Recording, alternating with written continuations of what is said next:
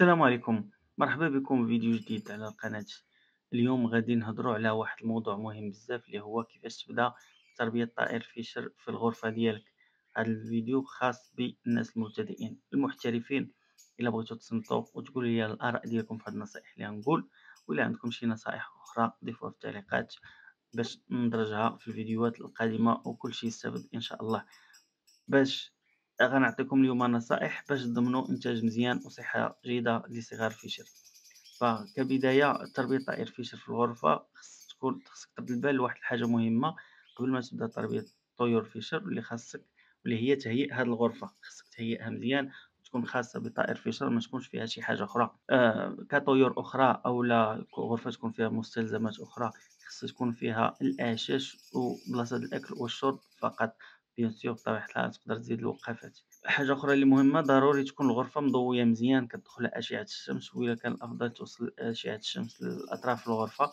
هكا كتضمن صحة جيدة للطيور وتقوية العظام ديالهم بفيتامين دي اللي كيتنتج بأشعة الشمس الطبيعية، لأن الضوء مهم بزاف في النمو ديالهم ونمو الطيور. تاني حاجة اللي مهمة بزاف اللي هي تهوية الغرفة. فتهوية الغرفة مهمة بزاف، علاش؟ حيت النفس اللي كتكون مزموتة فهي كتقدر تكون فيها بعض البكتيريا المتنقلة، وإلا كثرت في الجو تقدر تمرضهم وهما ما كيكونوش مرتاحين. داكشي علاش خاص يكون الجو أولا الهواء اللي كيكون في الغرفة يكون كيتبدل باستمرار باش يشموا هواء طبيعي ومنعش. واللي خاصك ترد ليه البال هو التيار الهوائي. فإلا كان عندك الريح الcourant d'air في داك الغرفة فكون متأكد أن الطيور ديالك غادا تقدر تمرض، وهذا غادي يأثر عليهم ويقدروا يموتوا لك الطويرات ديالك، أولا غيكونوا ديما مرض وما يبغيوش ينتجوا حيت هما ديما مرض، والإنتاج كيبغيو أنه الطيور تكون في صحة جيدة. حاجة أخرى باش تضمن الإنتاج ديالك جيد الفيشير خصك تضمن ليهم التغذية مزيانة وتعتني بهم مزيان في التغذية.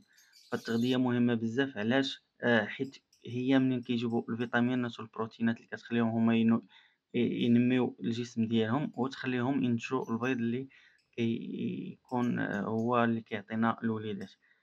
داكشي علاش خصك تقدّم ليهم خلطات أكل غنية بالفيتامينات والمعادن. يعني الحبوب ما تكتفيش بحبوب نوع واحد، ولكن إلا استطعتِ دير 3 حتى ل4 أنواع حبوب في خلطة واحدة.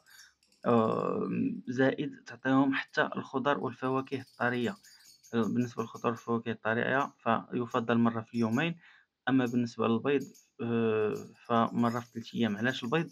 حيت البيض كيكون فيه بروتينات ودهنيات غنية ومفيدة للطيور الفيشر، اللي كتخليهم خصوصًا الأنثى اللي كتخليها يتنمى فيها البيضة وتكبر دغيا، ويكون عدد البيوض اللي غادا تحط في كل تفريخة كتير، إضافةً إلى الذكر اللي كيكون دائمًا جاهز وعلى أهبة الاستعداد للتلقيح. بيان سور خصك تعطي الماء بشكل يومي، وإلا كان ممكن مرة في الصباح مرة في العشية، أولا إلا ما قدرتيش فمرة في اليوم تبدل ليهم الماء، حيت الماء النقي يحافظ ليهم على الصحة ديالهم، كيخليهم ديما منتعشين.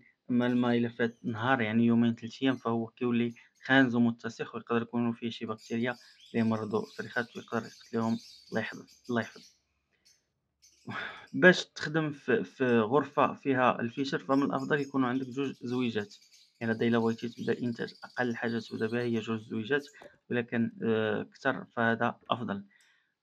كيفاش تهتم دابا بالصغار ديال الطائر فيشر؟ فمن بعد ما كيتولدوا غادي تحتاج تركّز على العناية ديالهم بزاف. وكيفاش تركّز في العناية ديالهم بزاف هو توفّر الأكل اللي خاص الوالدين ديالهم. وهذا الأكل كيف ما قلنا خصو يكون متنوع، فيهم حبوب متنوعة باش تضمن معادن وبروتينات للصغار. والخضر بطبيعة الحال تعطيها حتى كيفوت عمر الصغار أسبوع باش ما يأثرش ليهم على الأمعاء ديالهم، حيت كتكون صغيورة وحساسة. تاني حاجة هي خصك تضمن ليهم درجة حرارة الغرفة تكون مزيانة دافئة، ما تكونش باردة.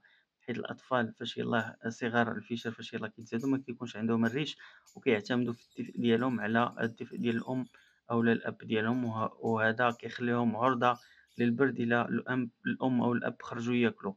فهنا تاني حاجة هي الصغار ملي يخرجوا من العُش، يعني ملي يكبروا ويخرجوا من العُش كتبقى ليهم أسبوع باش يتفطموا. في ذاك الأسبوع اللي كيتعلموا ياكلوا فيه. داك الشي علاش خصك تقدّم أكل رطب في الغرفة، بحال الحبوب المستنبتة، باش دوك الصغار يتعلموا ياكلوا فيها، حيت غادا تجيهم رطبة وغادي يبداو ياكلوا فيها. وهاد الحبوب المستنبتة كتكون غنية بالفيتامينات والبروتينات والطاقة اللي كتخليهم نشيطين وكيكبروا دغيا وكيتعلموا ياكلوا بسهولة. هاد الحبوب المستنبتة، فأفضل حبوب مستنبتة تقدر تعطيها ليهم هي القمح المستنبت والحلبة المستنبتة. كيفاش كدير الاستنبات ديالهم؟ فأنت كتخلّيهم ليلة كاملة، والغد ليه كتشلّلها وكتعطيها ليهم. نتمنى يكون هذا الفيديو نال الإعجاب ديالكم. إلا استفدتم من شي معلومة قولوا لي شنو هي المعلومة اللي استفدتوا. بغيتوا نناقشوا شي مواضيع أخرى كتبوها لي في التعليقات. نتمنى دير جيم، تخلي لي تعليق، ودير أبوني باش توصل بجديد الفيديوهات وتعم الاستفادة.